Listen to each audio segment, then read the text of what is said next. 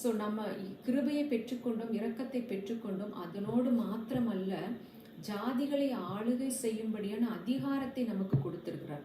So ஆண்டவராக இயேசு கிறிஸ்து அவருடைய இரத்தத்தினாலே நம்மை கழுவி ராஜாக்களாகவும் ஆசாரியர்களாகவும் நம்மளை அபிஷேகம் பண்ணியிருக்கிறார். அப்போ ராஜாவுடைய கேரக்டர் என்ன? ஆளுகை செய்கிறவர்கள்.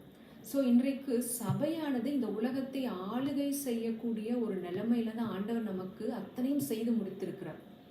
ஸோ உலகத்தில் நடக்கக்கூடிய காரியங்களை ஆளுகை செய்யக்கூடிய அதிகாரத்தை சபைக்கு ஆண்டவர் கொடுத்திருக்கிறார்.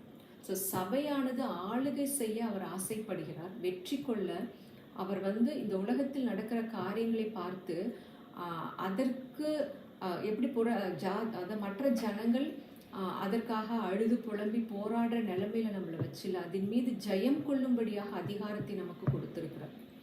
ஸோ இன்றைக்கு உலகத்தில்